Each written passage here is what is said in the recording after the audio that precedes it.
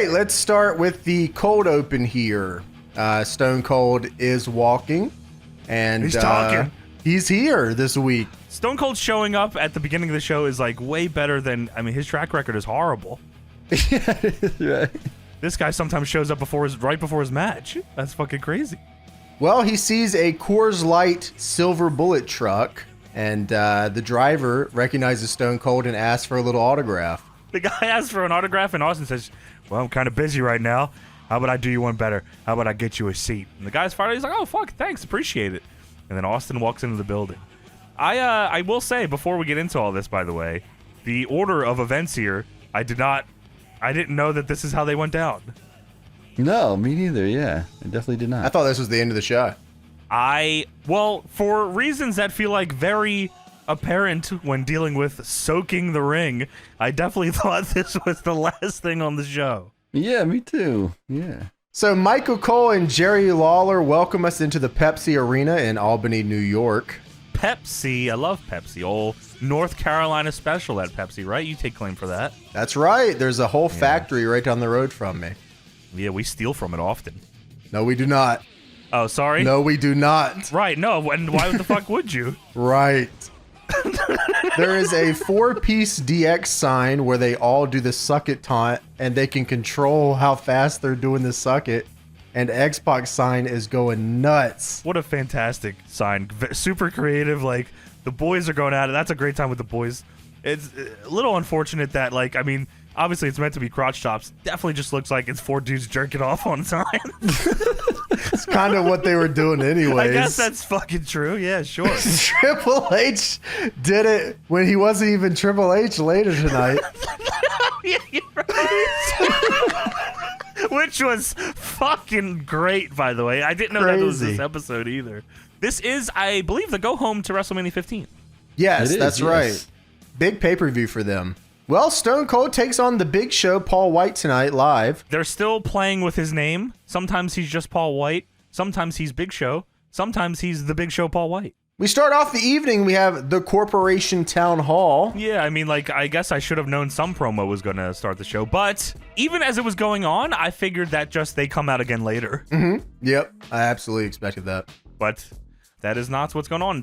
The first thing I wrote down here is this camera shot felt super weird because WWF usually shoots entrances from the bottom of the ramp. This one was like a closer shot of Vince, Rock, and Shane coming out. And I was like, oh, that's weird. Why are they so close? And then I realized there's no ramp. There's no ramp. Yeah, there's no stage. It's all on the floor. Yeah, interesting. I wonder why that is. So the corporation's here, and Vince says, you see, it's a privilege to stand in this ring between 2 great WWF champions. And champions will walk to the ring as title holders, and likewise out of the ring at WrestleMania as champions as well. And I would like to give the floor to the European champion, Shane McMahon. Shane says that everyone knows that he can take X-Pac because X-Pac, I got your number. And it's going to be his honor to embarrass him in this very ring. However, I can't wait that long. Because tonight, XPAC, I'm challenging you a Greenwich street fight outside in Albany, New York. They were even confused on comedy. Like, oh, Greenwich and Albany? Vince says another reason why we are confident is because our family is very secure. And Undertaker, when you arrive here tonight, you're going to be very busy with the big boss man and others. The "and others" part is the part that I didn't catch here, because what happens later happens. I'm very confused. Anyway, here is the most electrifying champion, The Rock. The Rock's blue Brahma Bull shirt, by the way, is hard as fuck. I love that logo. Rock also, great look here in general. He has the gold bracelet, the gold watch, the gold trimmed glasses, the sharp sideburns. Yeah. So Rock says, Stone Cold Steve Austin, we are 6 days away before The Rock goes into Philadelphia. The Rock's home away from home. I didn't know that. Maybe he was just hanging out there. He liked ECW a lot. A lot. And without shadow of a doubt, and the career of the biggest piece of Texas trailer park trash walking. Then they show Stone Cold. He's backstage watching on the monitor.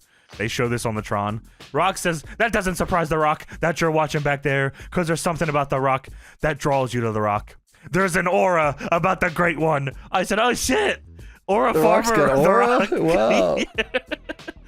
The fact of the matter is this. When it's all said and done, all The Rock's smoke is cleared. there is no way Stone Cold Steve Austin will beat The Rock to become the WWF champion. Austin's walking away from the monitor here, and Rock, for some reason, thinks that means that Austin arrived to the building, watched his promo, and then left the building. He just showed up for this. He has a scheduled match with Paul White, and he's just leaving. I love that Rock used, without a shadow of a doubt, all said and done, and when the smoke clears. He used all the wrestling promo stuff on the same all the promo. tropes, yeah. That shit Which is had me weird because dying. it's like, in my head, they're Rock stuff, but it's definitely not. Like, he just says it often. I also love that Stone Cold is so over that they're just playing him drinking coffee on the Tron, and the crowd is losing their minds. They just want to know he's there. They should try this with someone else. Like Shane McMahon, have X-Pac drinking a coffee back there.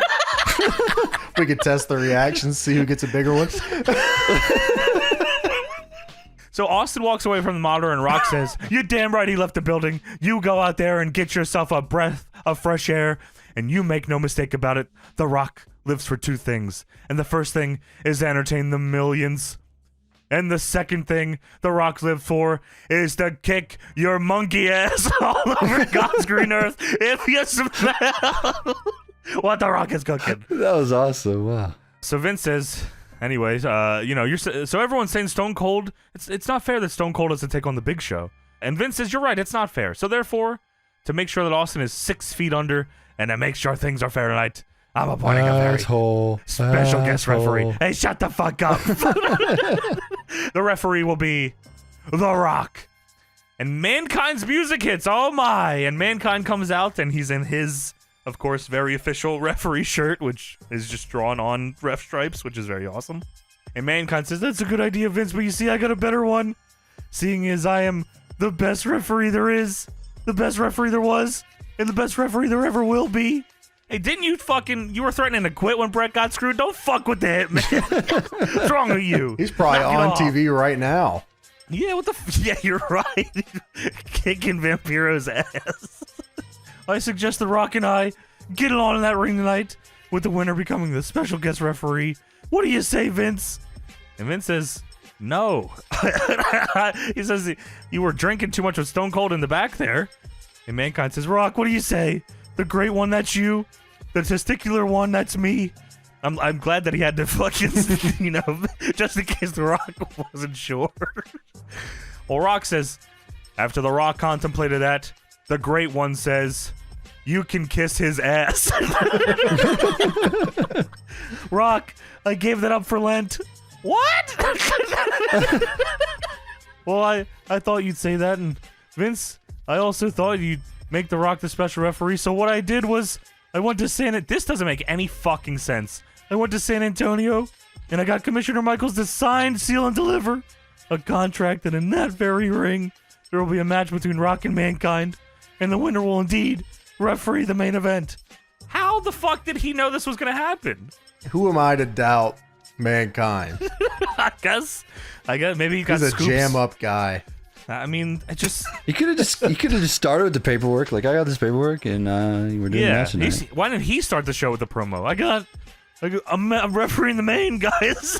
I always loved Two words for you. the WWF one-way contracts. Oh yeah, no one else has to sign it except Commissioner Michaels. Not Like, any of the Mankind. owners. If you're contracted with, like, if you have a WWF contract, they can do whatever they want to you, I guess. That's how Yeah, it works. Stone Cold Like, and Paul White were super cool with this. Just having this fucking smelly masked man as a referee. And Mankind says, yeah, if you smell it, la la, with the sock, it's cooking. And then His music hit like at the end of the segment too. That was funny as hell. I thought it was done. And that's why, especially because I was like, Yeah. okay, they'll come back out later for the business. And Mankind leaves and he hugs a guy in the crowd that has a lifelike Mankind mask and outfit on. He looked fucking just horrifying. And he leaves here. And Vince says, all right, cut the music. He asks Rock if he'd be okay with, fucking Mankind up one more time. And Rock says, as a matter of fact, The Rock will lay the smackdown on his candy ass. And Vince goes to talk about the Grand Street fight. But Stone Cold's music is fucking playing here. And Austin is now coming to the ring, a gigantic fucking beer truck. And this is when I realized, oh my God, They start the show with this.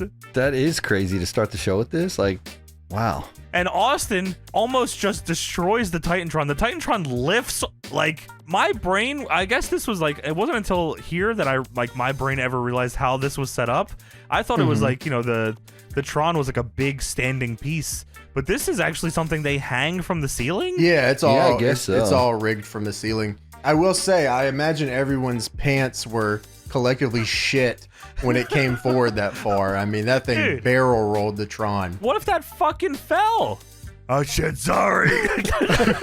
I'm dead. Hey, is that Hawk?